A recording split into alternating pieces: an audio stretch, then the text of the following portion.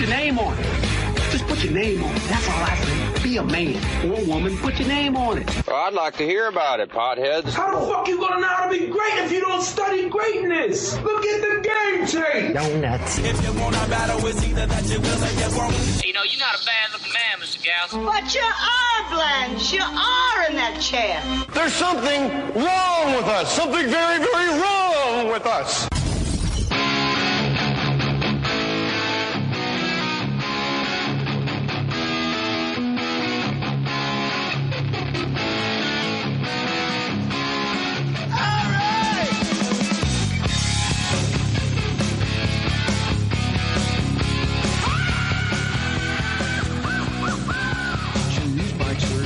How I started out, you know. Really? Yeah. And then to really make it happen, you cup the bottom just like this. And that's how you block out the bass and the drums and everything else. He'll hear it on the headset. Let me try it. Yeah, we run a little bit hot tonight. I can barely see the road. Watch me do it. I do it on heat stage coming off. constantly. You block out all the ambient with your hand here and get it right down in there and really go. David Lee Roth is the guest. I've been looking forward to you coming in here for a long time. I'm a huge Van Halen fan. In fact, when I wrestled in high school, all we listened to was Van Halen 1 over and over and over. But I got to give credit to Mr. Indiana here. You are also the guy, when you went solo, you didn't half-ass it. The only reason I know who Steve Vai is because of you, because he was in your solo career band. So you brought a lot of really cool musicians into the fold. Like, all of a sudden we were going, who's this guy that's making the guitar talk on tour with David Lee Roth? A little bit of class and a little dignity and some respect, along with the pirate laugh and along with the drink tickets and the two-tone shoes comes a real salute to musicians, particularly the ones who came before there were microphones or before there was even a camera to want, to lust to be in front of, or even behind. You know, we like to be behind the scenes as well. What about all of our colleagues that long, well, in West Point, they call it the long gray line. What color is our line? If it's show people. Oh, showbiz in general? Probably white for Coke. The long white line that goes all the way back before there was microphones. Robert Johnson. Hello. Go down to the ground. That long white line goes long before there was any video screens or movie screens to watch. Just Sunhouse, just chopping up chunky rails. Yeah. You're an old blues guy at heart. I mean, you can't hide that. You can have all the samurai swords and high leg kicks you want, but I know, I'm your ice cream man. Stop me when I'm driving by. Like you got some R&B chops, man. I dig it. Thank you. Well, I think, Jay, it was mostly a case of second generation. We didn't know it at the time in the 60s, but, in terms of the real root of who we were imitating were, 74-year-old dead black guys from places like Rutherford, Mississippi, and, points even farther south into the Delta. If you listen to half the Stones and the Zeppelins and the list is quite long. Well, Stones and Zeppelin just steal the songs entirely. Boom. You got a lot of That's that. two albums. That blues I'm a King Bee and all the B-sides they took off of Willie Dixon that nobody ever called bullshit on. Well, now that we're coming all the way around full circle, there's the longevity. That's where you can turn 70 and 80 and ultimately move, often into your 90s if you survive it. That's the kind of music you go back to the root of it, What inspired you to do covers like I'm Just a Gigolo and stuff like that? Not exactly blues stuff, but you certainly wanted to pay an homage to maybe the crooners, I'm guessing. Big band. No, it's not so much crooning as the stomp. The difference between sing and stomp is instead of that swing, here's stomp. Like this. I'm going to be playing probably do this November, the 25th anniversary of the Blue Note in Tokyo, with a big band there. And big band is the original hard rock. You know, they load up on those low saxophones, and they load up on all the baritones and everything. The last place we saw trombones. Hello, bwah, you know, and you can feel the boom in the room. You know, if you look at your beer glass, it's making those little circles that start in the center. It is amazing. Back in the day, that was like their Van Halen, like Little Brown Jug by Glenn Miller. It was like, oh, it's on now. Yeah. Like, come on, let's dance. And you could feel that in your stomach. It made guys want to have sex or fight. Like, it was that kind of rock. The hips don't lie. So now the Duke Ellington Big Band just called recently to see if I wanted to play with them. And we will do those kinds of tunes. But it's that stuff is way downtown. There's some dirt under the fingernails if you do that kind of music right. And they were the first ones to do the cutting contests that everybody became familiar with. The Savoy Ballroom, Chick Webb versus Benny Goodman. And they both had to play the same songs, but you could cook it up, you know, in your own arrangement, and then the audience would judge you, you know, and play until what, 9, 10 in the morning for the breakfast shift. Woo! Talk about spreading the news. Talk about the long white line. That's why they were still dancing at 10 o'clock in the morning. The Roth Show is your podcast, and it's a video cast as well, right? Yes. I listened to it. I was on the road. I was listening to it, and I was late for my own gig because you're out there, bro. Like, you really go out into the stratosphere, and you circle it back around. Where I start thinking when I listen to the Roth Show, and I encourage all my listeners to listen to the Roth Show and watch it, you go off on a tangent where I go, oh, wow, this guy's really fucking crazy. And then you close the gate behind me, and I realize he's not. You definitely have all, you know, you call back and you bring it all full circle. It's very impressive. Thank you. It's me washing your balls. Well, it's campfire. It's learning to tell a story. Yeah. It's learning to get bro. everybody to gather ever closer to the speaker. But how do you do that when you're sitting by yourself? How do you know what you're saying is of worth? Or does that come from being a front man that everything you say is of worth? It comes from being slightly autistic, Jay. It's better with an audience, but I don't really need one. You said you had a great line. I would prefer an audience. Yeah, but wouldn't we all? It's hard to get paid without one. Oh, you know what else too? I'm so used to being around the neighbors at 5 in the morning. You know, I'm a little hyper. You know, I don't sleep a lot of hours in a row at 5 in the morning. I can't wake up the neighbors with music, so I started dancing around without music, and I just, you know, humming to myself. And you know, originally the dog fled. He's used to it now. No, that's his name, Fled. Originally, the dog fled left. Yeah, fled split, and well, we've made Fled Zeppelin. It's a dog's version. Yeah, exactly. Stairway to the Doghouse. Very well. It Right goes after down. this. You said dirt under the nails about those old band leaders, and I remember I've talked about you and your band and all different bands that you've been in at depth. I'm an audiophile, and I love like songs like "Hot for Teacher," which starts with that long, you know, cascading drum intro, and then Eddie, you know, playing obviously. But it's not till, for me, it's not till "Little Girl from Cherry Lawn." How could you be so bold? That's the sentence that the hips don't lie. That's the sentence. Like, the whole song is so banana. I don't feel tardy. Like, it's all fun and great. It's and it's really like just a great riff. It's a sped up blues. Well, but not until you say "Little Girl from Cherry Lawn." How good. And I was talking to Rob Riggle. We were on a sitcom together at the same time, and the listeners won't be able to see it, but he goes, "Oh yeah, that's the only part of the song where there's some." He just made that look with his mouth, and I went, "Oh yeah." That's the hips don't lie. A little bit. You put a little salt in the rice. You don't drench it. Season it. You know, just a little something. You Little know? girl from Cherry. What made you pick Cherry Lawn? It's just a town in Orange County, dog? Or? Oh, there's little familiar things. If you go through my songs, there's everybody in there from Mark Twain to Batman. There's everything from Spider-Man to the latest Kurosawa epic.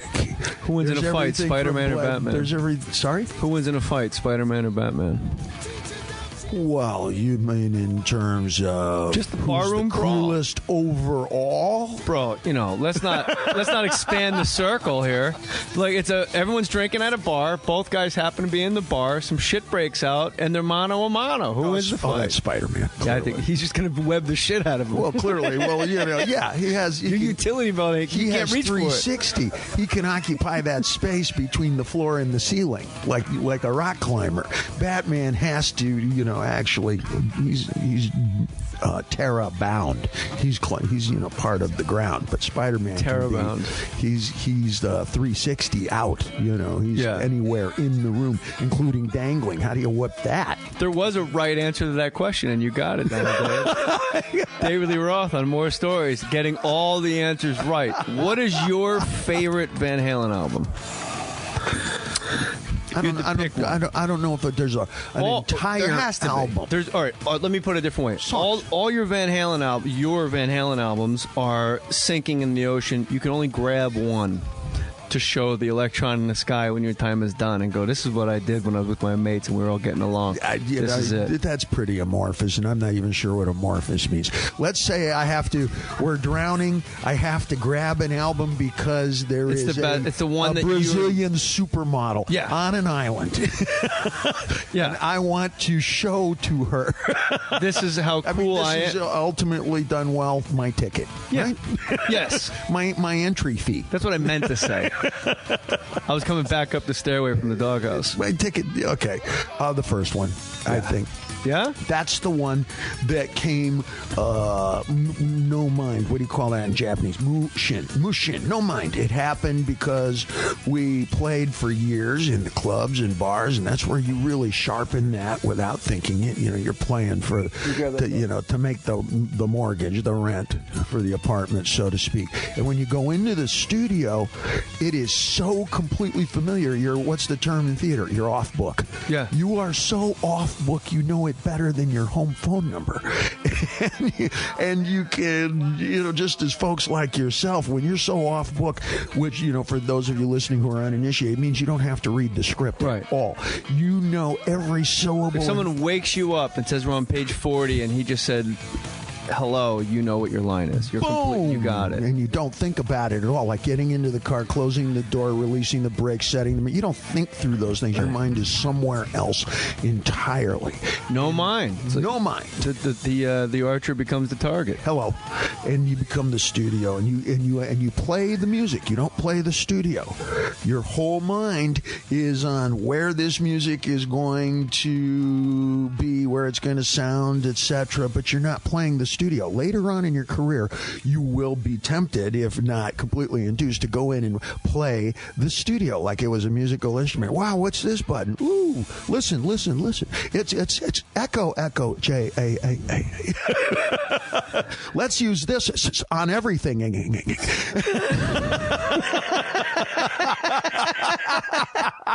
Who produced Van Halen 1?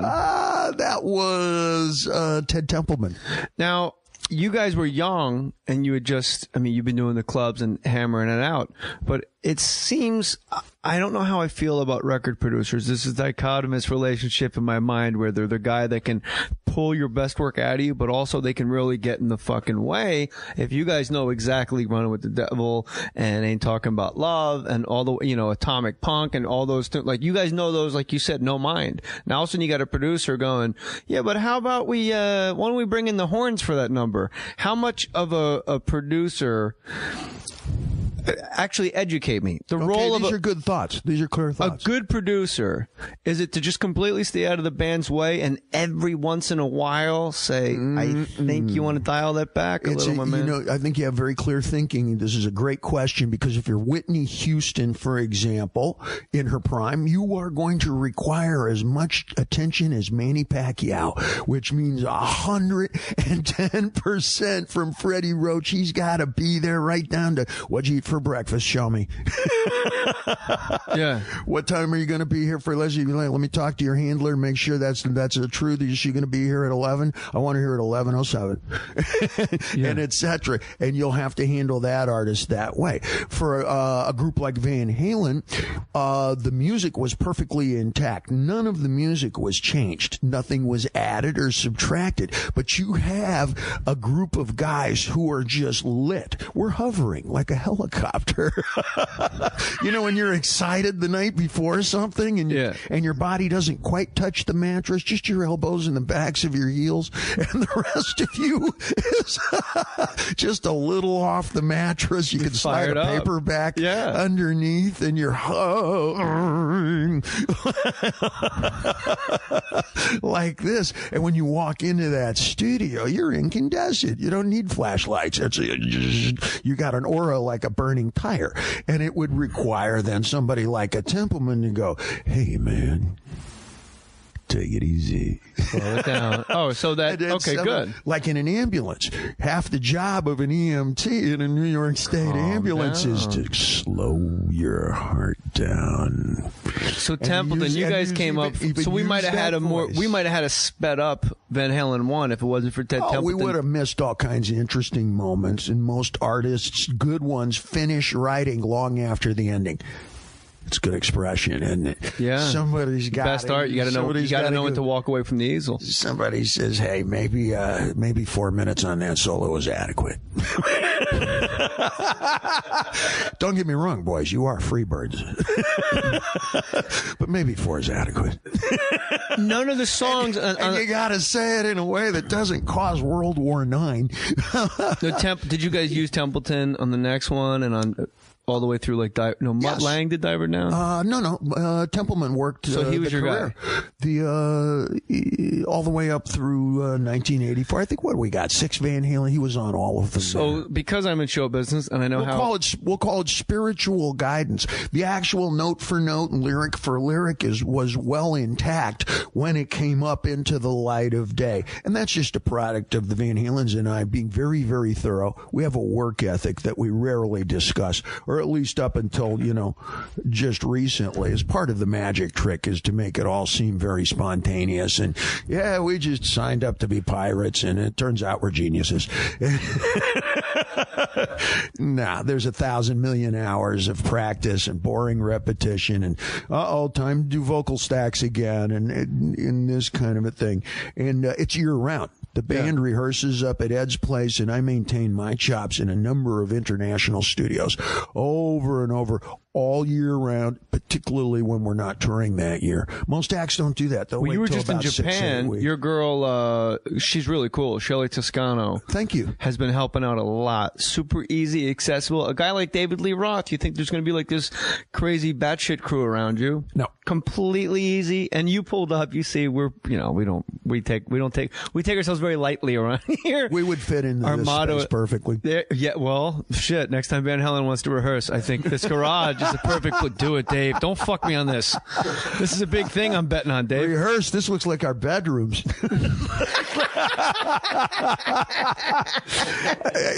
Cut to the crash, man. It's the rehearsal space is usually pretty clean, or you lose stuff.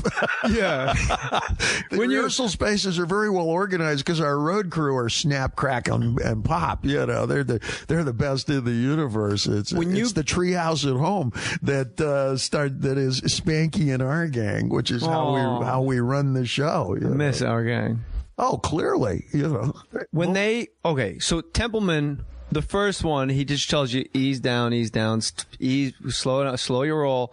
But I gotta guess when you lead going all the way up to like 1984, only because I'm a comic, I'm an actor. I know my own personal enormous ego and self-worth that I feel. By the time if it was me, by the time I get to 1984, I'm telling Templeman, I got it, bro. I got it. Did you guys ever butt heads to Templeman, or did he evolve with you guys to accommodate? Because you guys did know more of what you were doing from the first Van Halen album.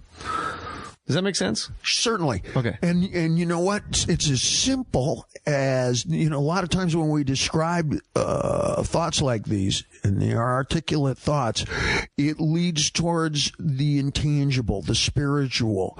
And for Van Halen, it's mathematic. We rush. We play everything 3 beats a minute or 7 beats a minute faster than it should. And I, for example, am really hyperactive with absolutely no attention deficit syndrome.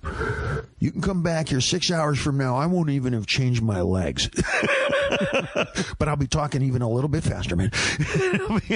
And the Van Halens are the same kind of thing. Yeah. So it's a case of somebody who is dispassionate saying, whoa, slow down in there. Don't use it up in the first 3 rounds. You got 12 tonight, kid. So the relationship stayed the same. It is very, it's tangible what a producer brings to the Van Halen proceedings.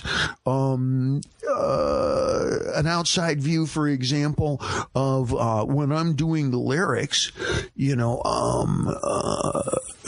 it's something as simple as, do you understand what I just said? Or I'll try on somebody and I'll say, beat's working. What does that mean to you?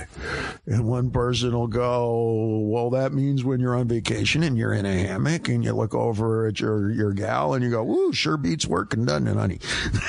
But with your lyrics, it always be quadruple entendres. I wanted to see which, right. Who actually picks up the actual meaning, which means like when you get in the middle of the dance floor and the beat's working on you.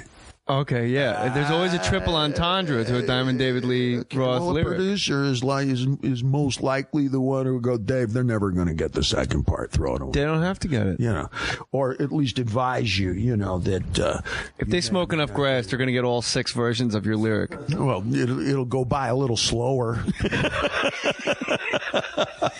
Whose idea was it?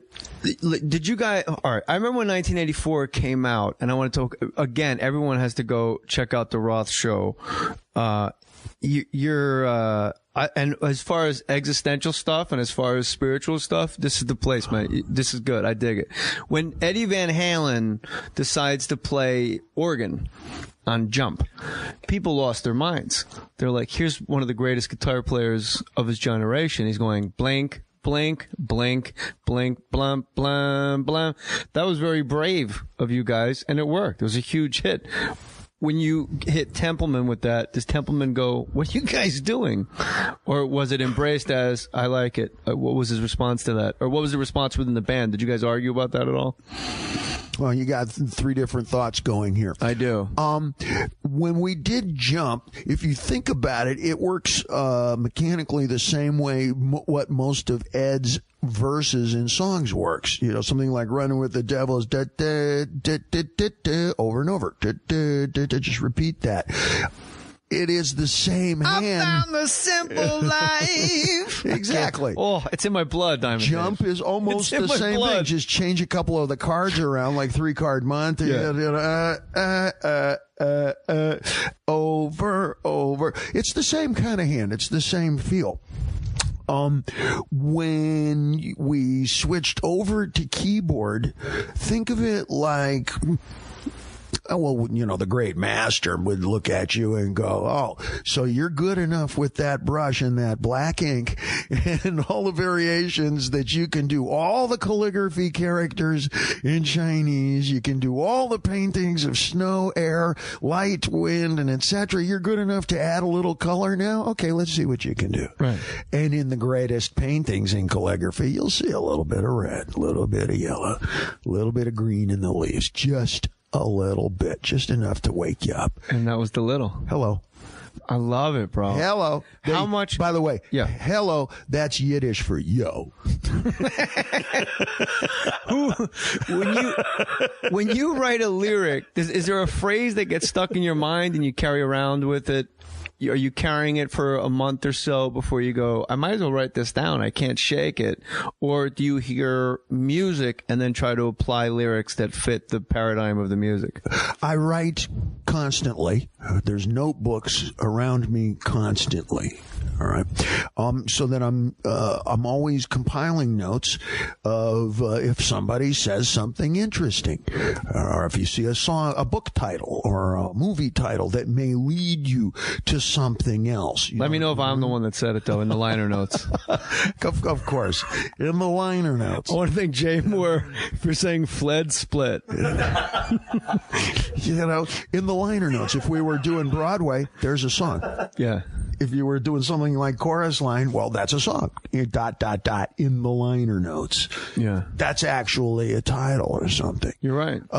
Somebody was talking to me recently the other day. They said, are you familiar with Jay's work? Oh, no, man, he's seriously funny. And I thought, seriously funny. That's a great title. That is a great title. And what does it, it can mean 16 different things. He's seriously funny. It's like, it's an oxymoron like military intelligence, jumbo shrimp, seriously funny. Well, it can also mean that when you turn the sound off on the TV, I can't tell if it's drama or comedy. Yeah. That's, and... not a lot of drama running through these veins. Okay. Well, but the best I'll pull comedy, my pants down and run down the street if it'll make my neighbors happy. All right, that's great deflection. The best comedy comes out of the most pain. But I don't know if I don't. Yes, but I don't see a lot of people from Auschwitz taking the mic at the local comedy club. But I do see a lot of comics that are very self-obsessed and self-absorbed that I think bring their own pain. If you want to go back to the masters, I think they never set their luggage down. They never put the baggage down to be free on stage. You seem completely unencumbered with any baggage, any weight, like a hot air balloon. There are no sandbags on Diamond Dave when you're on stage. Like, you're just completely free. You're doing it. You're there. You're present. And I don't think the comics today come from a place of great pain. I think there was a time when that was true. I think great music. That's articulate. You know what? I'll agree with you on that. I think great music back in the day, like the rhythm and blues and stuff, came from great pain. But I don't know if like Richard Belzer or Dennis Miller or George Carlin came from places of great pain. I just think you're born a comic. They were more observational, perhaps. Storytelling. They were great witnesses. Yeah. Perhaps. So we leave all this shit in. Oh yeah, ambient, man. It's the backyard. But the comics today just seem very it's like Soupy. Here comes Fang. Soupy, Fang, and we're gonna pop out of a big hand is gonna come out of the refrigerator. It's hee-haw. I smell skunk. Grab me by the neck. I won't let that happen, man. That's why I sat you in that chair. You're furthest from the soft drink refrigerator. So I think the comics today, the pain is all what they wish you to think, that they're suffering a great deal, but I think they're kind of self-centered and go to therapy just to be heard and create their own drama. Okay. Because it's like your parents got divorced when you're 6. Everyone's got pain. Turn the page and do something dynamic with your life. I said to a bunch of Buddhist monks, there were like 9 of them within the last several months. Did you tell them, don't bogart that joint, guys? I fucked up the Japanese. That's all right. They didn't understand the word Bogart. And so I got none. Skylar, you're in charge of that goddamn dog. Go get it and bring it back, and I'll put it in the house. So you said to Buddhist monks. I said to them, I have an idea, and I'd like to get your impression, because I'm not around Buddhists very often. And no, I'm not turning Buddhist, and I don't chant. My chant is, where's my waitress? Yeah. That's my mantra. How long I gotta wait? Where's the waitress? How long we gotta wait? What's with the bread? That's Buddhist, right? Yeah. I said to them, though, these were very genuine fellas with the robes, and they were at a monastery north of Tokyo. And I said, okay, I'm going to give you an expression. Tell me what you think. I said, there is no laughter in heaven. and you could have heard a pin drop. And, you know, I was going to save them. You know, if it went too silent for too long, I was going to, you know, go and save the day and go, I mean, like Catholic heaven. But what makes you get them to laugh, you know, and let the air out of the tire. But they really sat very silently trying to ponder what that thinks. And it addresses exactly what we're discussing here. Yeah. Does the best laughter come from something painful or something going horribly wrong, then wronger, then you just got to laugh?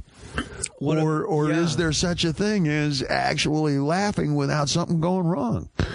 Can you think of a joke that happens where nothing goes wrong, but it's hilariously funny? Take your time, because I can't. I mean, I have a lot of jokes. I don't even like to call them jokes because they're not jokes. They're stories, and it's things that happen to me that are bizarre, and the circumstances and the confluence of events are so unlikely and incredible but yet something went wrong. And are you a cork in the current? You're casting about, and you're a wave-tossed guy during this experience. When you don't know which way to turn. You just wound up there. You are. When Clint Eastwood tells you he was a pussy addict, that's a story you need to share on the set of a movie. But you got to figure out you got to frame it up. So I thought the best way to frame it up. He offered me a beer after we shot a scene, and I said, I don't drink. And he goes, well, then I guess you're done for the day. But he said it like, you fucking pussy, get out of here. And I thought I got fired because I wouldn't drink with Clint. And I came back the next day, and he said, how long has it been since you had booze inside your body? But like, he slept on it, and he brought it to work the next day. And I go, I don't know, I haven't really kept track. And he goes, you know, JJ, my problem was never booze or alcohol or drugs. Are you wearing a mic? But as the director, to ask me if I'm wearing a mic is preposterous, because you've been listening to take after take across the street on a monitor. Do you know what I mean? Sure. It's like the engineer going, are your mics on, when he's in the other room listening to you guys rehearse in the space. Yeah. Are you wearing a mic? I go, yeah. And he goes, cover it up. Meanwhile, Matt Damon's wearing a mic.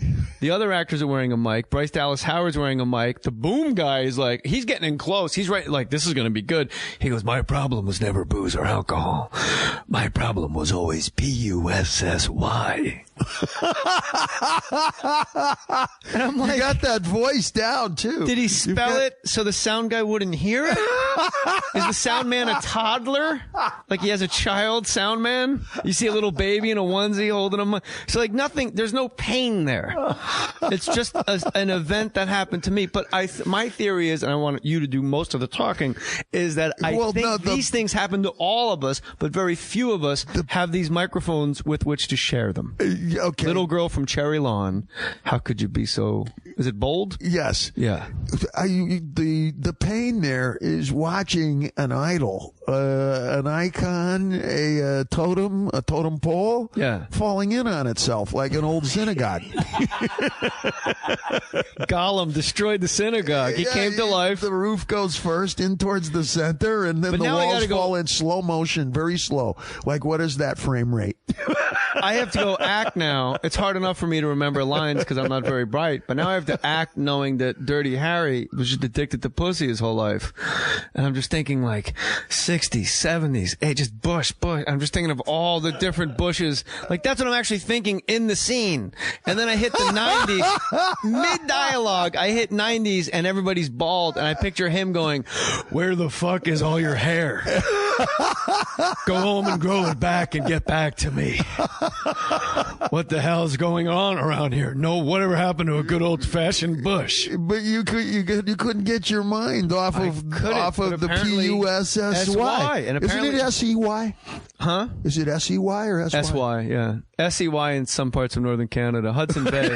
P-U-S-S-E-Y. Any place. Which one there's a was sled Pussy dog. Galore? Is that like Pussy Cat? Is it different? They got away with a lot of pussy names, and like Octopussy and Pussy Galore, and like, hi, I'm Mrs. Goodhead on the James Bond movies. They all had great names. Honey Rider. These days you couldn't get away with it. You can't say goddamn on television, but James Bond is in 3,000 theaters with Pussy Galore and Mrs. Goodhead. Hello. I think that's those were great names. Those were great names too. Pussy Galore was a jet pilot. She spoke multiple languages. She had bondage gear for flying. She had high fashion gear for the Monte Carlo casino, and she was not only a kung fu expert, but she was the boss of her own all-girl Kung Fu Army, which, it's what you've been looking for your whole life. Exactly, and it doesn't David Lee exist, Roth? and it ruined me. But never stop looking. Those monks would be very disappointed. Don't stop thinking about tomorrow. Don't stop. Oh, jeez. Oh, what a horrible song. But those monks would be very disappointed if you ever stopped searching. Don't you ever stop digging in that dirt. Don't you ever stop getting dirt under your nails. It wouldn't suit you. Isn't that funny? Your pussy galore is out there somewhere. You couldn't get your mind off the P-U-S-S-Y. I was on the airplane and a fella sat down next to me. I will not say his name's a very familiar actor.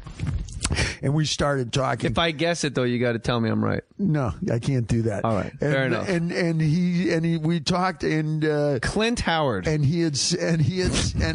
we started talking about girlfriends, and he told me that he had banged Paris Hilton, and I spent the entire. Well, that narrows it down. I spent. Jesus, Dave. Fuck. Wow. Now we all know who it is. Why don't you just say his name? Jesus. Why don't you just give out the guy's phone number while you're at it? And no, this was not. We got to do this again. This is too much fun. This is good. This has to be a regular thing. We were flying from New York to L.A., at least from Chicago to L.A. I spent the entire rest of the time thinking, which hand?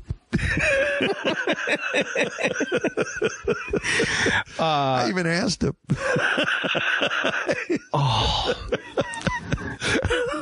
Who brings what to the table when going back to Van Halen? And then I do want to talk to you a lot about Crazy from the Heat and all that. You seem to have the most. Lead the way. You seem to rock the hardest with these two brothers, which, by the way, I must say, brothers, they are actual brothers. I don't mean two black guys like, hey, man, you're going to sing? Two brothers. I meant actual Eddie and Alex and Michael Anthony. How... It must, this is just me as an outsider looking in. It feels like it's never a democracy if two of the guys are brothers. If the band comes to a vote, I don't really see Alex and Eddie splitting the vote. You would think the brothers would stay together, or is that the dynamic of those two? You would think that, but we solve it with basically between 3 and 6 basic ingredients that we all use. We don't really vote. We use volume, like who yells the loudest. We use proximity, which means who can stand the closest to the other guy and seem the most threatening. And we use repetition, which means take your thought and say it over and over and over and over and over again. And whoever gives up first, well, we don't do that guy's idea. I would think Michael Anthony tapped out first most of the time. He wasn't part of that tag team. He's the high backing vocal guy. Great bass player, great vocals. Yeah, there are 3 opponents. You follow, and the brothers are not unified. So they don't vote as a block. Even the idea, if you would suggest that they were unified, would receive great disdain. I got time. Because it would suggest that somebody's not unique. It would suggest that somebody doesn't have their own. They'd get an argument as to whether or not they vote as a block or not. Contribution that is different than any other unique contribution at the table at any given time. Is Alex to suggest really tall? that somebody was a member of a team would deny all of the aforementioned.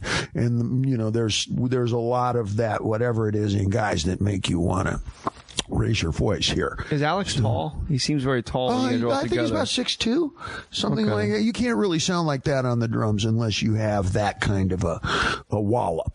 Because you're regular height. You're the same height as me and Eddie. You guys, Michael Anthony seems a little petite. But my skull size is off the map, and you're a front man, dude. It's when I go to buy a hat, I got to get the extra, extra, extra large, and that's where the sound comes from. Look at most singers. Yeah, these great big brain pans that resonate that sound like whop. Brain pans. All right. Here, quick quiz, and there's a right answer. What's worth more, $30 or your hat filled with quarters? Me in particular? Yeah, you said you had a giant head, so big giant hat. Oh, yeah, my hat full of quarters, easily. That's correct. Easily. Who comes up with the ideas first? It can't everybody at once. It can't ever be a real democracy. And I know maybe you don't want to reveal the secrets of the band Van Halen, but say when you guys are coming up with tunes, Hot for Teacher, for example, are you Hot for Teacher and you bring it to the guys and go, I got these neat set of words and I think you can come in here. How does that collaboration go without getting too technical? Or it's probably very boring to you because it's what you do all the time, but you got to understand, it's kind of my favorite band, so you have to indulge me. I will indulge you. Tough shit. Tell me. No, these are great questions. All right. There is no one working format for how we get a song done. Sometimes Ed walks in one part of the song, nothing but the chorus, and I'll sit with him and we will build the music together, and then I will go write the lyrics for it. More often than not, I have dozens of different lyrics already written, and when I hear a piece of music, whether he's written one part or an entire song, then I just know right away, oh, that's Cowboys and Indians. All right, we'll do this song. Oh, I know what that is. That's Homeroom. And we'll do that one. You follow? Yeah. So I'm kind of picking and matchmaking in that fashion.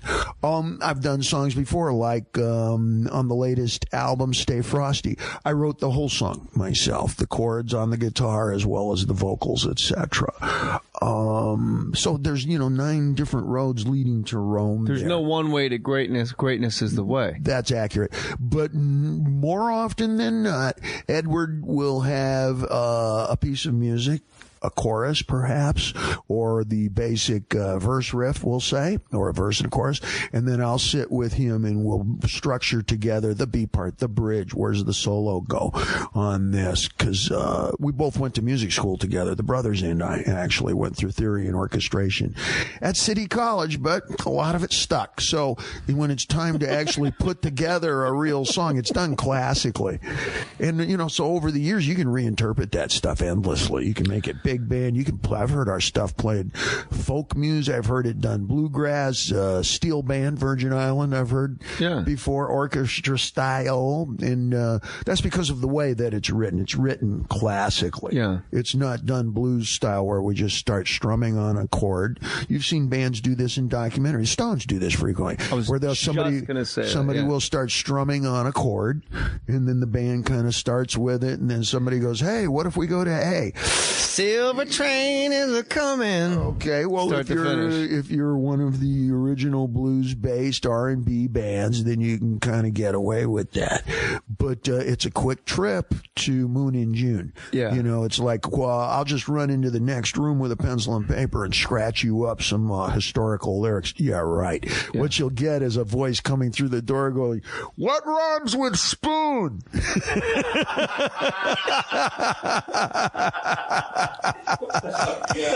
I'll be honest. Look, Stones, one of my all-time favorite bands because of the dueling guitars. Likewise. But to replace Brian Jones with Mick Taylor is the odds of that are 0.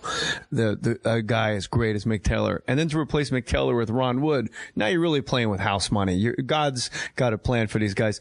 But the one thing I noticed, it is providential, I think is the word.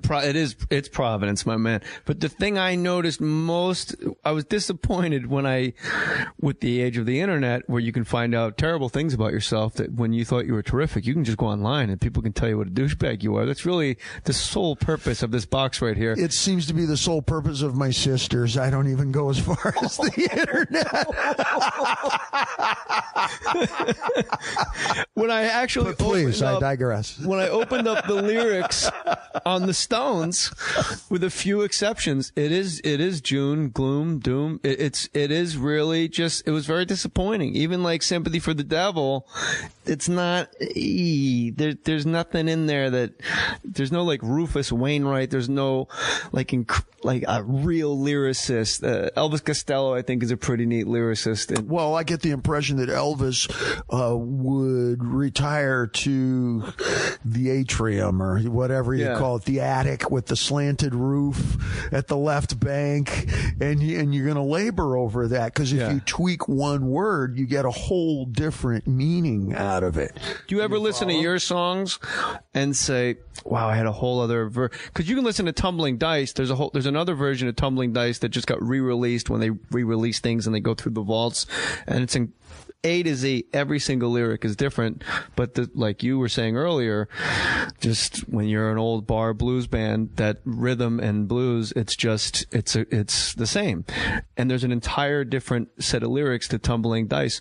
You strike me as a guy that you may have a different set of lyrics per situation, and you may have to choose one on the fly. Have you ever thought, I might have missed on that one? There's a lyric in my pocket. Oh, certainly. Yeah? Certainly. At the end of every great game, you go, okay, now I'm ready to play that game.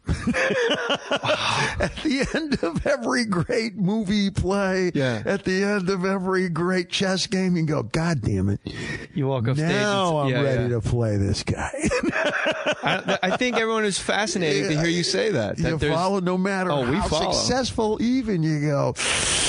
Yeah, that third move, man. King's Knight A9, Knight A6 to E4. I fucking missed it. Yeah, but you won the title and the Buick and the dog food, and you own the island in Hawaii. Yeah, but I missed E6 to A5 Knight. I could have won it by 2 more strokes. I turned left and bumped my nose, man. You didn't see me do that. Nobody saw you do that, but I saw me do that. And that's what will urge you and compel you on to do again and again. It seemed towards the end of Van Halen, it got combustible. I mean, you were no longer in the band, so I think that's a fair assumption. And then it seemed that, a gem can't be polished without friction, right? But it seems like when you became Diamond Dave in all his glory, Crazy from the Heat, and your solo albums and your videos, your long-form videos, seemed like you were it seems like that's the fun you had intended for the journey of Van Halen. And maybe, did it get too serious? And then once you were released to be yourself, am I reading your life accurately? That when you were doing your first 2 solo albums, that seemed to be the most fun I'd ever seen you have. The fun that was initially in Van Halen, and I was also guilty of this, becomes it turns serious, not so much sour, as you are constantly urged to take things more seriously, more corporately. This is a business. This is not just a lark. It's not just a hobby. And you'll hear musicians, artists in a variety of the fine arts, I'm sure, in acting and humor and authorship, writing, etc. You'll hear folks say, Jay, this is a business. It's not just a game. You got to take it like, you got to approach this like a business. Okay, the third time I hear the word in the same paragraph, we're hiding something. Yeah. There's an agenda here. It's diversionary. No, wait a minute. I think we're taking suppressive fire here.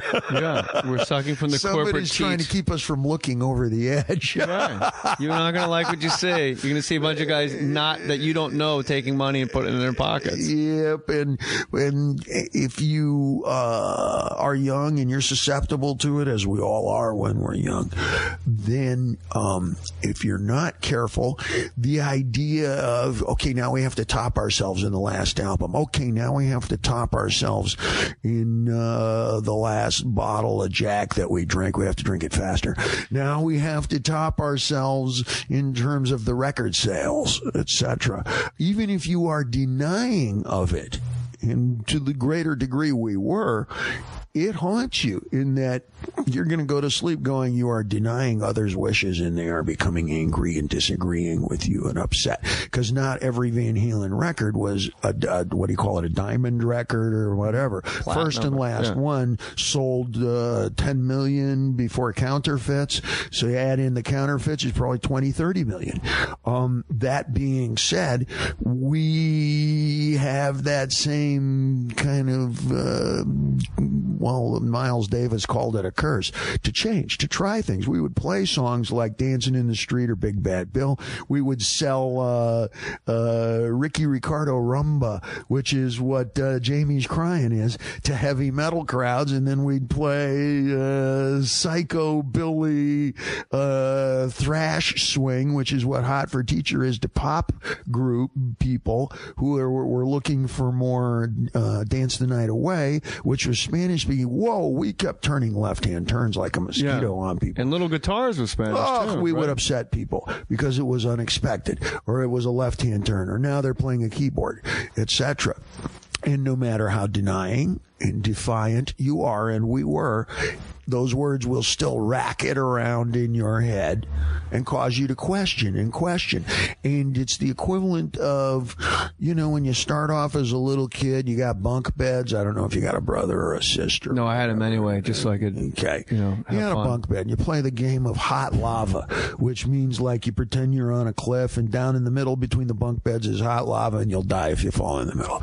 So you jump from one bed to the other, and you're screaming, hot lava, like this. And then, in a little while, you push the beds a little farther apart.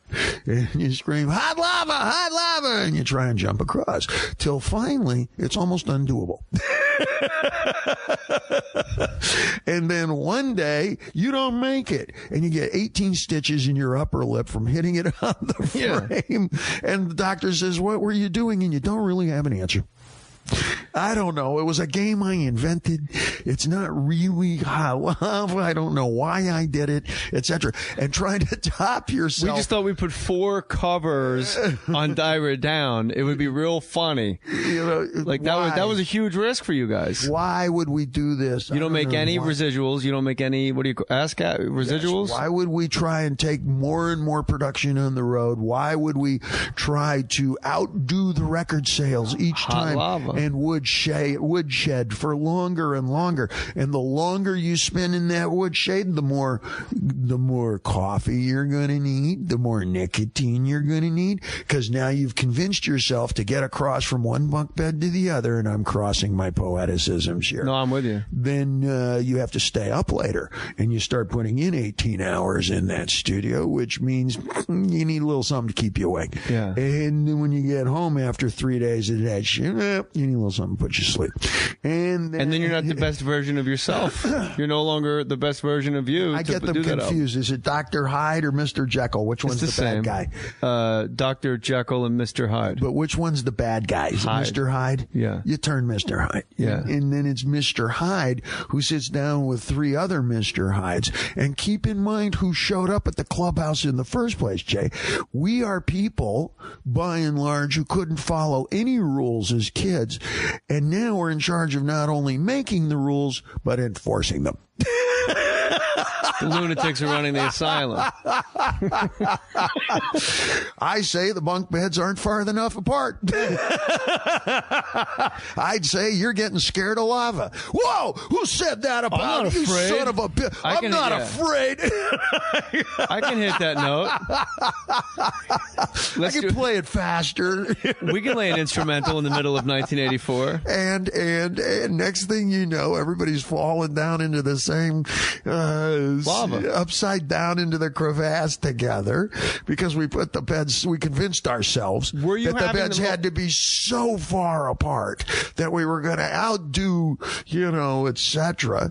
And the only thing that you could put on the gravestone instead of in celebration would be the last thing you heard us say, which would be, "Watch this."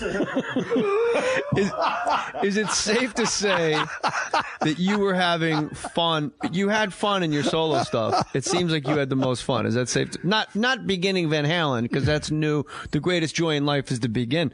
But it seems like when you had your solo stuff up and running, that the corporate entity that was involved came to you and said, "Oh, that's the thing, Dave. You can put the bunk beds anywhere you want.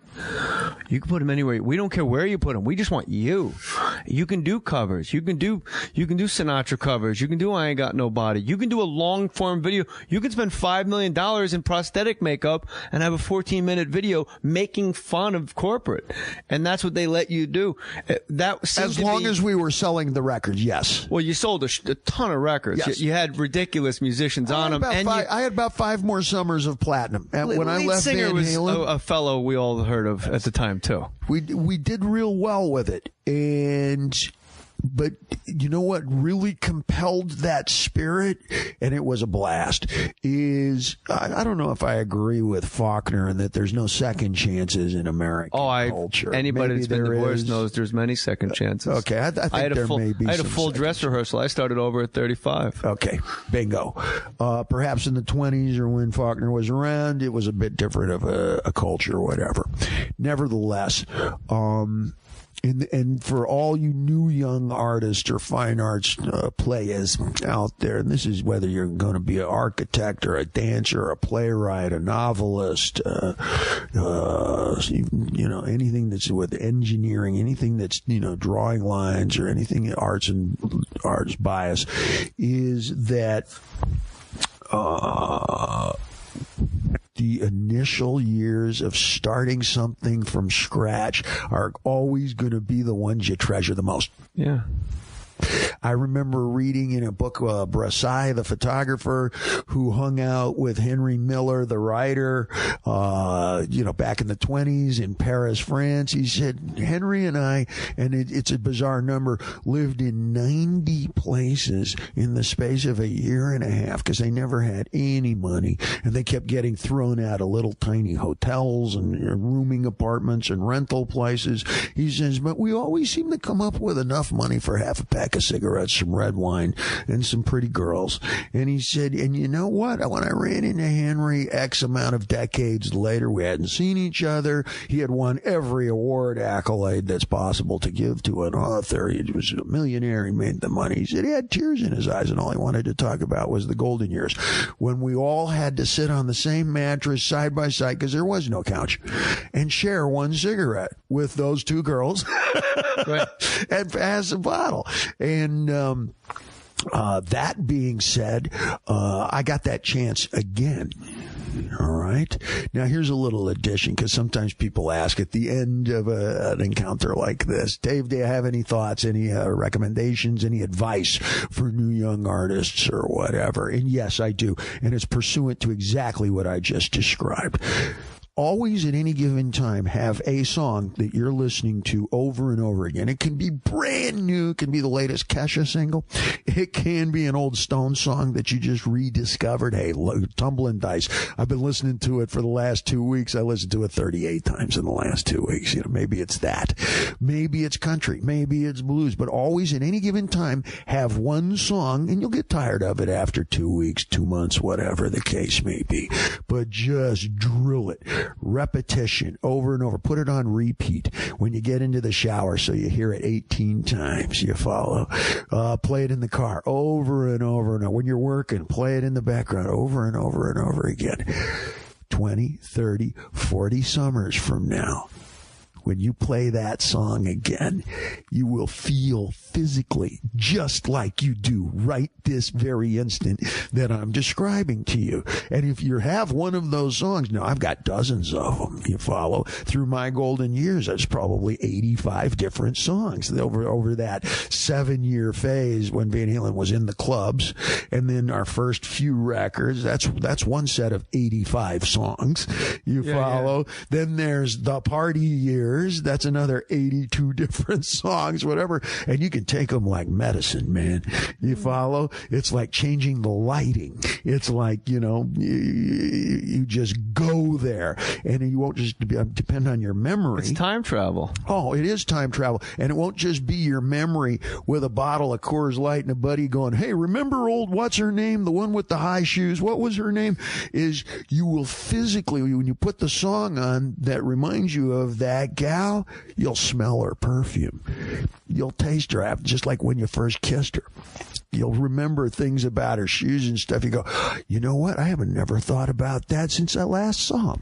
You'll remember her mother's Everyone at this name. table is thinking of what songs it is that's messing their heads up. What song?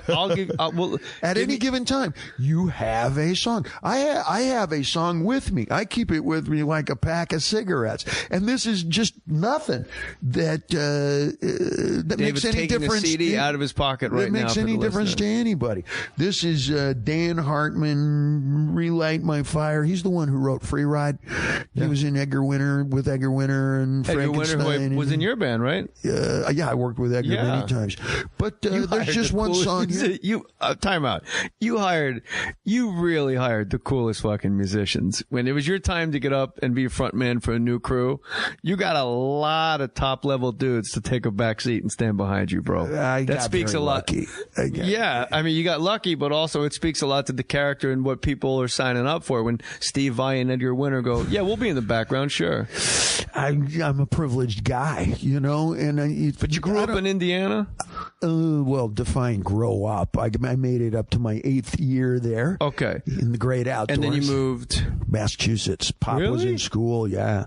He went to Mass General. He was doing his residency there, and I spent my summers in New York City when I was, let's say, 8, 9, 10, 11 years old. And then we came California. So like 14, 15 years old, what are the songs that if they came on right now, you would just go, whoa? 14 or 15? Just around that age, that your most impressionable age. What are the songs in that? Right. I don't know that that's my most impressionable, Jay, but 14 or 15 would be Woodstock. Or whatever your most impressionable age, would you say? Well, it's impressionable in 40? Different ways. Well, no. Let's start at the very beginning. Is the first record that you ever actually pay for yourself, which was $1.05 then for a single, what was the first is a pivotal moment. That's a big moment in a kid's life, especially a little boy. That's independence. Mine was an 8-track, bro. I'm sorry? Mine was an 8-track. Okay, well, you're a little behind me, General. No, that's not by much. Generationally. Yeah, half a generation behind you. Okay. I had to rake leaves to make $1.05, and then I went and bought Major Lance, The Monkey Time. And I've never even heard of this. Oh, Major Lance, The Monkey Time? Have you heard of it? No. Major Lance. Which one's the name of the band? That's it. Major Lance is and the name of the song is The Monkey Time? Yeah. I'm being serious. Major Lance is the guy. There's a dance that the people do. I don't know how it started. Major Lance is the name of the band. In the monkey time. Dum, da, dum, dum, dum. Monkey time. Dum, da, dum, dum. You'll hear Springsteen, notes of Springsteen, if you play Monkey Time over the air, because it's got that bread bottom. He's got a lot of that in his Thunder Road kind of era going. Here we go. We got Major Lance and Monkey Time.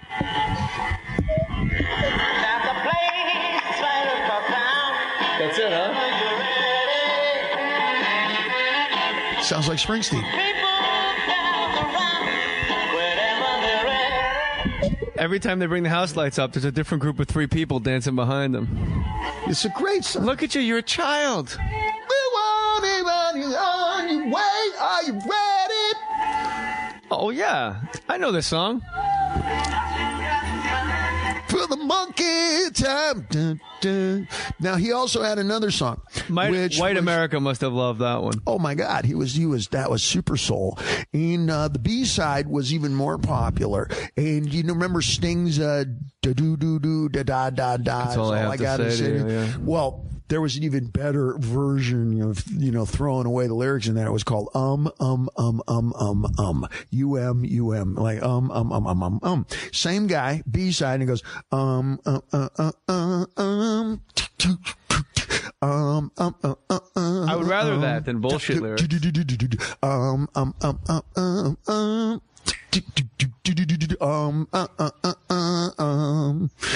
That's how I started singing, walking around and doing that when I was about Monkey Time.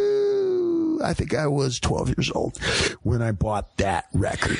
And that was in Altadena, California, just right around over the hill, which then later on I discovered the Beatles and the Dave Clark Five. But I lived in neighborhoods that were pretty much black and Spanish speaking. Pop was just getting out of school when we moved to California. We were not well to do at all. So we started in a little tiny place the size of this garage, the family, and the neighbors were black and Spanish speaking. So, This Roth family is nice. I like their music. Invite them over. Oh, yeah. They like Major Lance. How bad could they be? Yeah, exactly. You know that little boy with the Brill cream in his hair? His dog ran away because he kept dancing by himself. That boy danced by himself and the dog fled. Didn't he, though? The dog ran away. He's not right. The Roth boy ain't right.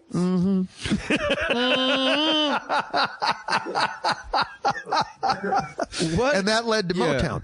Yeah. And so that predates Major Lance predates Motown. When I was 14 and 15, that's when the Doors and it started happening. The hippies really kicked in. So everybody who was at Woodstock, the Who, Tommy was kicking in right around then. You're a rock and roll guy, and I asked this of rock and roll guests. I've asked the Black Crowes this. I've asked a lot of guys that have been on the show. I asked them the specific question. Sting, you brought him up. Sting and Stuart Copeland, for some reason, come to almost fistfights after every show. Now, it's odd to me that a drummer and a bassist, you can back this up, that's the spine of the band. They're supposed to sort of be tied at the hip. They're the bottom. You, the front man and the guitarist. You guys are the top, and together you make a little show. I don't understand how a bassist and a drummer could argue over time after every show. Are they arguing over timing? Yes, and time and whatever? One of them was always saying it's too fast, and the other one's always saying it's too slow. Stuart Copeland goes crazy and starts shoving, and Tantric Sect Buddhist, I'm holier than thou. It sounds like a Saturday Night Live skit. They start assuming tantric poses. Yeah. Jedi mind Sting just smiles at him, and that makes him more angry. Okay, well, I can share with you something that I saw that may illuminate what you just described. This was in New York City. It was right around Times Square. Sun was going down. Was Friday or Saturday night. Lots of foot traffic. And it was in August, and it was unbelievably sweaty hot. And there were two fellas, African-American gentlemen, looked like they were in their 90s, with really frayed suits, okay? Like they got them at the Goodwill, whatever. Like where the elbows are wearing through and the knees are wearing through. And one of them is standing up. He has a guitar. Okay, an old guitar, like an old Stella, whatever. The strings are all mismatched, etc. The other fella is sitting on a drummer's stool. He has a snare drum and a hi-hat, and that's it. And he's so reed thin, skinny, you can see his knees through the pants. Like when you put a flag over your hand, you can see the hand through it like this. And they were arguing over how the song went. But one of them's right. This is in a part of town where if you pass the hat, somebody will steal the hat. Yeah.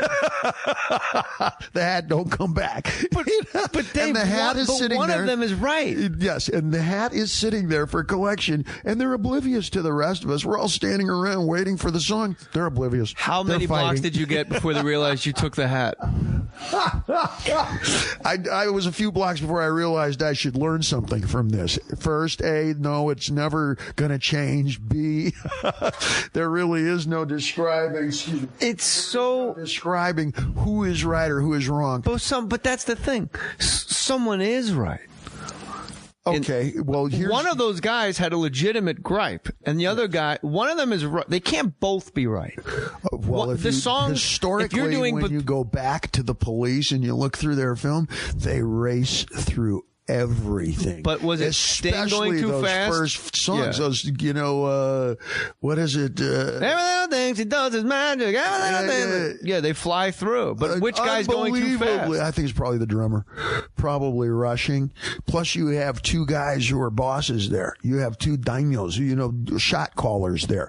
Sting is a superb songwriter, as some bass players are, because they understand all the passing notes. Paul McCartney is another amazing player coming in, from that background. Lefty, the drummer, man. Lefty. Lemmy? I don't know that Lemmy plays bass, but he is a stellar talent. He's a stellar talent. And the drummer is involved in movies. And, I need you to know I did not say Lemmy. I said Lefty. Paul was a lefty. That's all I'm saying. Okay. I don't want you to think I was stupid halfway. We're rounding third here. I want you to be like, it was going so well. And then he tried to convince me Lemmy played bass. Lemmy played mole. Lemmy played mole. Lemmy plays bass. He plays mole bass? No, Lemmy lefty. plays bass, doesn't he? I don't know. Ace of Spades. I was just saying Paul He's is so a lefty. bad that we know how to imitate him. Yeah. You know what Lemmy plays? We're so disdainful that we can imitate him. Anything he wants is what he plays. So you think bass player, like Iron Maiden's bassist writes, I think, almost entirely the entire Iron Maiden Not catalog. surprising. The bass player is bound to be more familiar with more of the notes on that deck than your average self-taught guitar player. Average self-taught guitar player knows maybe half the alphabet, and you're bound to start repeating your words over and over again if you only learn half of those letters. You follow? Yes. Yeah. Some people go, okay, well, like Keith Richards, man, you need 3 chords and an attitude. Whoa. 3 chords, 14 different unique blues tunings that were taught to you by the people who invented them. Then you need chord inversions of those 3 chords. And then you have chord fragments where you'll leave off just a note or two. And yes, Keith knows all of those too. Yeah. So yes, in a court of law, we could say that yes, it's 3 chords, but there's maybe 84 fucking variations that go along with it. And we can say, here's me. I would love to. I never saw that on Law and Order. Your Honor, if I may, on cross-examine. That'd be a great chords. How great would that be if you were a cross-examining lawyer and you literally just went up to the witness box and went, no more questions. You know what? Withdrawn. Objection. Then forget it. Sure. I didn't kill anybody. Let's say 3. I didn't kill anybody. But you could have. No more questions. Brian Jones, Mick Taylor, Ron Wood. Which one of those 3 do you think is the best guitarist? Okay, let's walk through them here. Brian Jones, you're talking Stones, right? Yeah. Okay. Ron Wood, again, Stones, and who was our third player? Mick Taylor. Our third player. Ooh, that's an interesting call. I'm going to say overall, the most memorable stuff is going to be Mick Taylor. Yeah. That is, song-wise, it's more blues-oriented, so you could say that in terms of succinct 3-minute, 28-second, that might be somebody else. But the most popular, most famous material, I think, coming from the Stones was his time period. The stuff, if you say, quick, Sticky sing me a Stones song. Yeah. Oh, he was a Brown Sugar. Yeah. We're going to sing. Beggar's Banquet. Yeah. Sticky Fingers. It's Only Rock and Roll. Correct. And he was very, very young when he started off on that. So they didn't Exile on Main Street. Yeah. You know what's weird about that? Adventurous. They were taking chances. I was just going to say. Which doesn't happen a whole lot of time now. A lot of those songs, 2 of the guys wouldn't be there. And Keith would play bass. Like Charlie would be on a boat someplace. And, Mick Taylor would sit in on drum at Montserrat a lot of the time. Like Keith did Happy, he laid everything out by himself. Nevertheless, they're taking chances. That's what I'm saying. It was very adventurous to have Mick Taylor in, and then Keith go, well, he's not here. I'll I'll sing it. I'll lay it down. You play bass. It's like when they did Dirty Mac, and people are just watching Keith Richards play bass with John Lennon and Eric Clapton, and everyone said, I didn't even know Keith played bass. It's like you kind of going back to your yes, and he could play the bass. Sure. It was adventurous in concept. A double album in itself is an adventurous concept that we don't think of a lot of time. When you say it, everybody knows what you mean, like quicksand. Everybody knows what quicksand is. When was the last time you saw it in a movie? And it seems real slow. There used to be quicksand in every fourth adventure movie. Remember, somebody in the jungle would be sinking in quicksand, and throw me a rope. There's exactly, and you would have a horse or a zebra pull them out, or a stick, or maybe it was in Indian country. There was a lot of quicksand. Yeah. There's actually a book on quicksand in the movies and television, etc. That we don't see it anymore. The double album, we don't see a lot of that. The live album, the live double album with the booklet and everything. We don't see these things very often anymore. Dave, where did music go? Where is everybody? Where are all, like, the guys in a garage calling themselves Mammoth that are about to change the name and then become Van Halen and just crush ass? Where is Unchained? Where is the Nirvana? Like, the grunge, they seem to close the door behind them. Why is everything now? Why have we all settled? Why do we all have this apathy where we're with auto-tune and Katy Perry stuff? Why are we all settling for this societally? Oh, okay. What's your dog's name? I'm sorry? Mabel. Mabel. Can I quote Mabel? Yes. In Mabel's words, where's the treat? Where's the treat? Is if the treat is gigantic, if there's a potential treat that is like Dark Side of the Moon meets the Eagles' greatest hits times Stairway to Led Zeppelin meets Frampton Comes Alive. Consumer? Whatever your treat may be. Right. Maybe your treat is $1 gazillion, which is actually now a number. $1 gazillion in a bank account. Maybe your treat is, wow, I'm going to use my celebrity to travel, and everywhere I go will be a happy smile. But you're coming from the performer's point of view. I'm asking you as a consumer. I'm asking you as the guy when something as basic as Steve Miller comes on, when and I like Steve Miller, but like when Fly Like an Eagle comes on, I go, holy shit, this is fucking rad. He was competing for the treat, and the treat is no longer there in the same size, shape. Why can't the consumers demand that they shift their focus? Because no one wants anything that's happening right now. That's why Van Halen's on in my car right now. And like Jane's Addiction and all that, like Bad Brains and Nirvana and Pearl Jam, it like just Foo Fighters, the door just slammed right behind them. Queens of the Stone Age, there's a few that squeaked out. But why is there apathy? There's no treat for the consumer. No one really is going, oh my God, Shakira's coming to town. It used to be an event. I understand this. We didn't know what you guys looked like when you came to a town. I understand. The thrill of sacrificing everything because there's the potential. I call it the treat. What is the reward? The treat. What is the result? She likes it. It's a simple. The doggy knows it. You're waiting for a treat. The fucking dog is sitting at Dave's feet. Where's the treat? You know that look. Any one of you who own a dog know that look. She just sing some Katy Perry and get her away from me. Where's the treat? And no treat, no rollover, no fetch.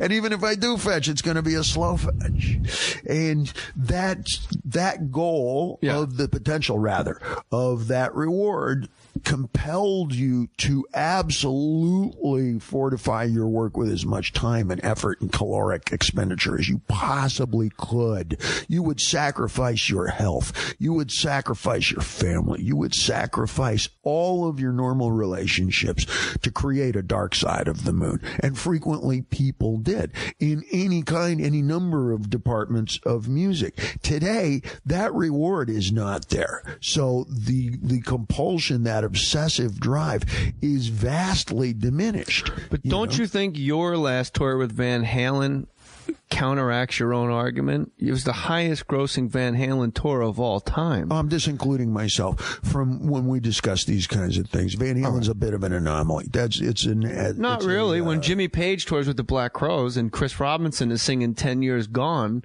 and they sell out arenas, it's not even Led Zeppelin. It's the Black Crowes, a theater band, doing Zeppelin songs with one guy. And, God forbid if Guns N' Roses ever got back together. If Roger Waters and... Are we discussing the quality of the music or the efforts of the musicians? I want to know where music, not Black Eyed Peas, where did it go? Why is there no garage band that's touring and selling out theaters? Okay. I guess the Black Crowes are real as well. Okay. Because I do think chronologically, the Black Crowes are like the last ones to get out. Sure. Grab me a water, sweetie. Up until a specific time, all bands had to go through the College of Musical Knowledge, which means you had to play the clubs and the bars, and you had to do 5 45-minute sets a night. You had to learn hundreds of other people's tunes in order to play a variety of different neighborhoods. And playing things south of the Harbor Freeway for a lowrider wedding was all for Van Halen. That was all Santana. You guys know Free Ride, right? We're playing it about 40 times, and then we're getting out of here. We're playing Evil Ways and Black Magic Woman and Soul Sacrifice and Suavecito. When we play for the bikers out in San Bernardino, that's all Smoke on the Water and Get Your Motor Run and Born to Be Wild. Mm-hmm. But you didn't play Aerosmith out there in the mid-late 70s because that was a little bit frowsy. A little fruity, It was a little fruity. However, Born to Be Wild, etc., that was considered kind of retro, kind of dumb, thuggy, whatever, when you played out at the beaches here. And we played up and down these beaches constantly, going down from Hermosa up to around here. There were clubs and bars and ballrooms, etc. So that was Aerosmith, and let's think who else was that. ZZ Top was really popular. Underrated ZZ Top. I'm sorry? Maybe one of the all-time underrated bands, would you say? Particularly before they got out the synthesizer. This was pre-synthesizer. Yeah. And it was more blues rocky, and it was all developed out of a roadhouse where everybody's dancing. All of the grooves are exactly right from everybody of the bands that I was discussing with you. If you took the top off of a plastic drink and filled it to the top, you could dance to any of those bands without spilling your drink because they don't go over about 125 beats a minute. That's how Van Halen learned to play all of the songs that we wrote. Is you learn what's a chorus, what's a verse, what is a bridge, how do you modulate, what's a key change, etc., etc.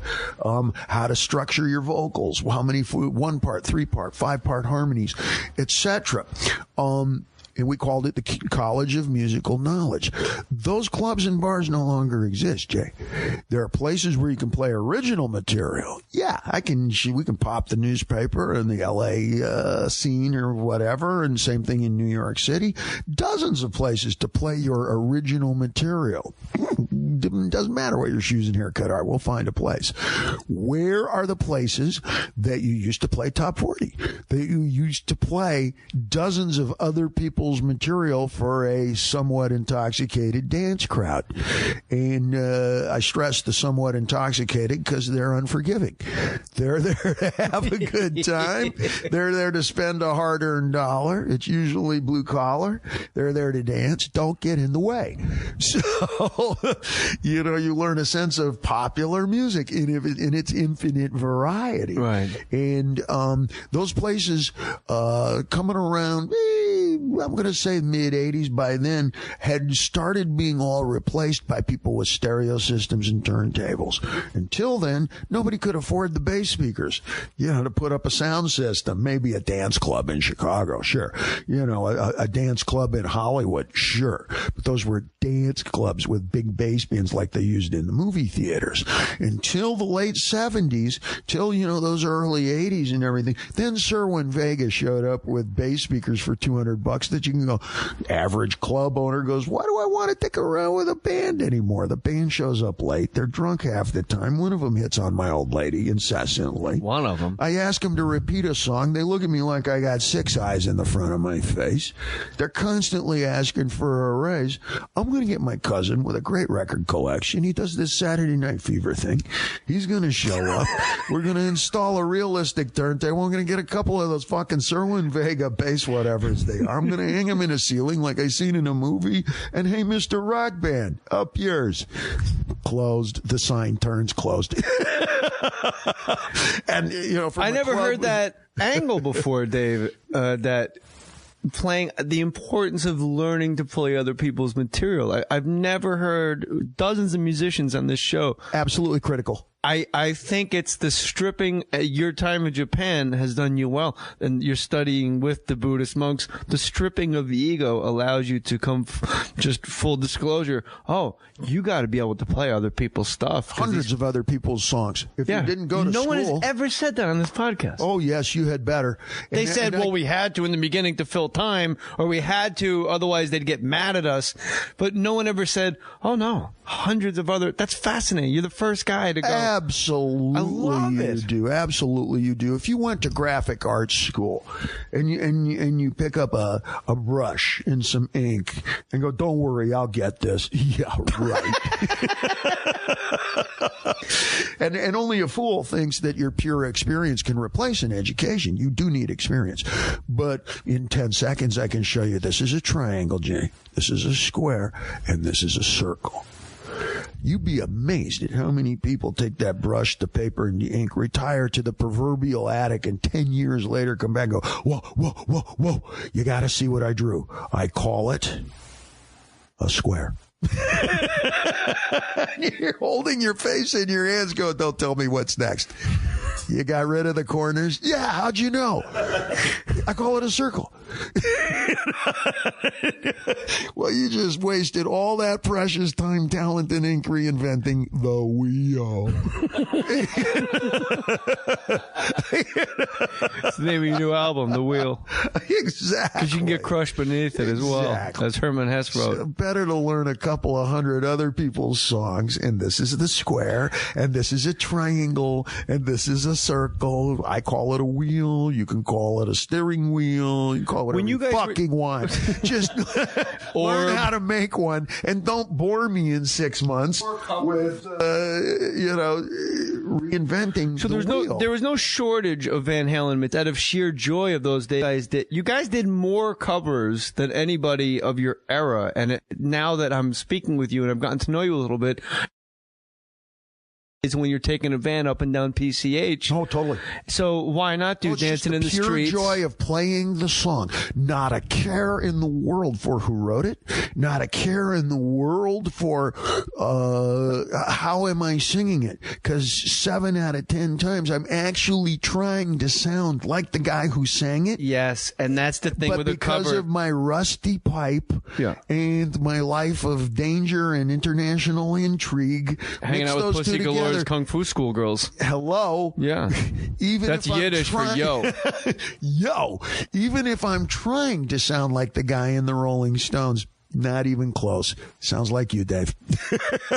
Everybody always says a good cover has to be different. It has to be not like the one before it. And you guys just went straight through the center of the sun. You did it exactly the way it was. Zeppelin doing When the Levee Breaks sounds nothing like When the Levee Breaks. We were lucky in that we have what's called a signature sound. Yeah. It's as when we play together, or even individually, you can pretty much tell, when it's like Hendrix. Take it out of the personal, and you can hear Hendrix's guitar. Even if it's a new guitar in a song you've never heard, you go, oh, that's Jimmy. Yeah. When you hear Eddie play individually, when we play together, there is a signature sound to it that even if we're trying to imitate somebody else specifically, it doesn't land there. It still sounds like me. And so that what's the upside of that is that I can continually improve my repertoire. How many more moves? How many more tricks? How many more new ideas riff-wise? You follow? Why do you go to Japan so much? I started living there. I have an apartment there in Are you the Tokyo. tallest man in Tokyo? I am one of the tallest. Do they call you Godzilla and run? I am. They don't run. You just come out of your apartment, boosty, bop, Godzilla. After 35 years, I'm pretty well known in Japan. Well, I think you're pretty well known everywhere, dude. Especially to the baby boomers, which is we run the show worldwide. So getting along. I ask because this podcast, months in the making, but it was always dependent upon when you were returning from Japan. Not Chicago, not Florida, you weren't in Plano, Texas. It was like, well, when Dave gets back from Japan, and then you came back, and then you did something, and you went back to Japan. It was like 2 or 3 trips back and forth. Yes. I've been basing out of there since last June. When the Van Halen tour finished this last year, let me back up. As a martial artist, started off as a little kid, my 12th birthday. Ready for this? 1966. Mazel. Okay. And when you do that for a long enough length of time, it's always a dream of, geez, maybe I'll go do Kung Fu at the Shaolin Temple in China. Or maybe I'll go to Brazil and I'm going to wrestle the entire Gracie family. Yeah. And I'm going to learn a little Portuguese too. And if you do sword, kendo style, that sort of thing, you dream of going to Japan. So that was always there. Think baseball, I'm going to be on the Yankees. Yeah. Football, Dallas, here I come. Yeah. You always have something in your mind that is the pinnacle if you maintain it into your adulthood. We all do some form of judo or karate or something when we're in high school, in that age there. But I kept it up throughout. And I went to Japan to train for my teaching certificate with a teacher in Kenjutsu style. That's a sword style, like kendo. And I train there 3, sometimes 4 times a week. We do homework with that. That being said, you're not stepping out of the front of that apartment building or even into the lobby without some language skills. So I'm in school every day for Japanese language. I'm there every morning. Oh, really? Yeah, every morning for that as well. And then there's a few other things that, I add. If I was the lead singer of Van Halen, I would just walk out of my apartment and point to my dick. I can do that in Japanese now. I'd be like, you know who I am. See, in Japanese, you wouldn't use the single finger. You would use the entire palm. Oh, okay, go on. I'm with you. It's considered more respectful and friendly. More inviting. Yes.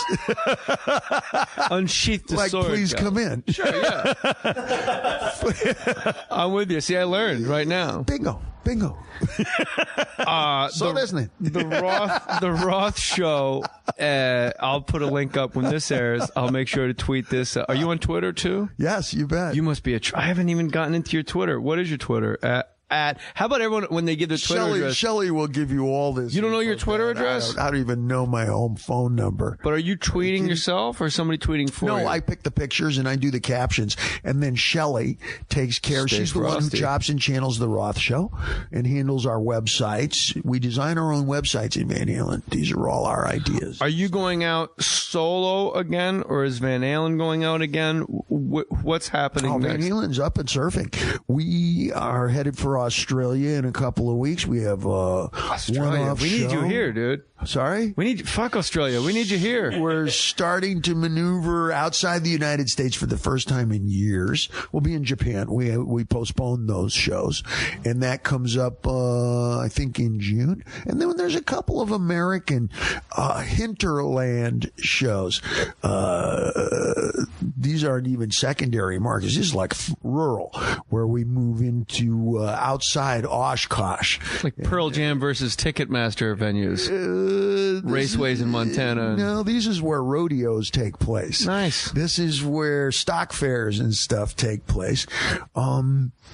we can't even fit a video screen into some of these outdoor venues, and we don't even consider them secondaries. It's just every now and then somebody will make a clearing, and I don't know where people come from, the campers, and it turns into a 4-day event. Yeah. And a lot of bib overalls, and you get things. Oh yeah, you get things. You get a knock on the tour bus door, and it'll be two folks, a husband and a wife, in bib overalls with two great big shopping bags full of freshly roasted corn that they grew in their own backfield, and they want to trade it for some autographs. Yeah, that's good. Oh man, that's good living. You man. Run into that kind over and over again. Well, y'all come on down. You smell that? Yeah, man. Well, that's my barbecue. You just follow that aroma. I'm as easy to find as the smoke in the air, son. And you come on down, and I'm going to feed you and all. Are these boys with you? Okay, I'm going to feed you all, and I'll need you to sign a record album for my daughter because I think she's loving you. And the daughter's 48 years old, and she does love me. I was listening to a Buddy Guy album once. I'm serious. He was in like Sweden, and the crowd was going crazy. And Buddy Guy goes, I get real lonesome on the road, but people say, when you going to go back home? But I got to tell you, it's moments like tonight. People make you feel at home. And it was a genuine, visceral, like, you guys have made me feel like I'm not away from home. You've made me feel at home. So these places you're playing and the way you're received by bib overall folks with corn, I'm with you. I've been a traveling comic. You go to these towns and people go, hey, when you coming back? Are you ever going to play here or there? And you go, well, when I do go there, if it's full, I will be back. Hey, Vancouver, you kind of fucked it up on me. I don't know why. Louisville. No. When you come back to Louisville, I'm not. Because you didn't come.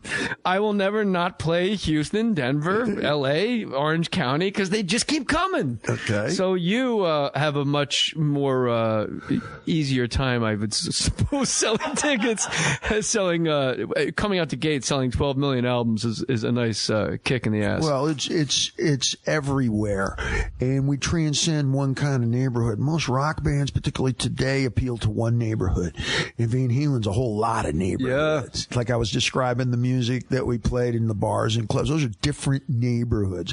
Think of it like that. When we do our T-shirts, our merchandise and what, I encourage the artists. I tell them, you don't just glue a logo onto a blue shirt and call it merchandise.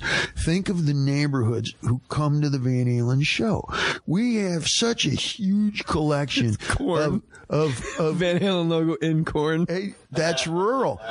Think of the cowboy hats and everybody who owns a horse trailer who comes to a Van Halen show. How many people who wear cowboy boots to work come to a Van Halen show? Answer, lots. Yeah. Lots and lots. People who wear their blue jeans to work. People who wear the same blue jeans to the Van Halen concert, having come directly. Now look, fella, I wore my good hat. Exactly. Don't waste my time now. I got my good hat on. Well, that's a different looking T-shirt than your Spanish speaking audience, which we have, ginormous. How much work goes into the set list? Who's in charge of that? Set list kind of writes itself. That's, we've got the 20 greatest hit. We got more hits than Tony Soprano. Right. Beethoven has one hit. Da, da, da, da. He's a hack. Earless homo. Oh, yeah, you're laughing. Sing me the other one. See? Take your time. What a deaf jerk he turned out to be. One so, hit. like, you open tons of hits, and you're going to get angry if we don't fire them all. If we don't pull the trigger on it. Hey, what happened to Jamie's crying? How come she's not crying tonight? The Stones seem to always. We keep going back to this. I keep going back to the Stones. I don't know why, and I apologize. They always open. It seems like with If You Start Me Up or All Down the Line off of Exile. Is there one at a Van Halen show? We kind of gotta get it going with this. No, and what's happening now is with the passage of time, curiously, honestly, I say it with reverence, and I consider myself lucky. It's sort of like an artisanal pizza place where it doesn't really matter after the third bite what's on top. It's all good. The Roth Show. It's like doing shots of some really good tequila. Yeah. But there's like 4 different bottles of 4 different kinds of really good tequila. After the third shot, it's nothing but good, and you can't really tell the difference. And nobody's going, hey, this isn't bottle number 3. Is that you trying to pull a fast one, Jay? Is that the same guy talking to Keith Richards? Yes, he only plays 3 chords. Put the lights on, man. No, it's just all it's all good. You've never had a clunker. You've never just handed in a clunker. You may think so, but as a consumer of I consider Van Halen the fine arts. As a guy that spent my running up and down Fairview Avenue in Verona, New Jersey, listening to Van Halen 1 and Van Halen 2, and Women and Children First, and no, leave them on, and your spoken word parts, and digesting everything you've done. Your guys' track record is pretty damn impeccable. There's no clunkers in my mind, and then it extends to your solo stuff because you were brave and you had those long videos that were very funny. Hey, I need change for the meter. Like, that was all real funny stuff that nobody was doing. You've always been brave, and I need people listening to this to make sure you listen to the Roth Show. It is a trip. It's very stream of consciousness, or maybe it's the illusion of stream of consciousness. We won't let them know. But I will tell my listeners that, God damn, you're the coolest guys I've ever met. And I've held my shit together for well over an hour. But I gotta tell you, sitting across from Diamond, David Lee Roth, this is a pretty fucking big deal for me, man. Thank you so much. You're hot shit. Likewise. I dig it. Thank you, brother. So go check out the Roth Show, and Australia, you lucky assholes. Go fill it up, you pricks. Fucking Australians get to see you guys first. So it's Australia, and then what's the website? And the dates are on the website. I was going to say, what's the website? VanHalen.com and DavidLeeRoth.com. VanHalen.com. How did you guys come up with that for a website? The name? All right. This has been Diamond Dave, David Lee Roth. Put your name on it.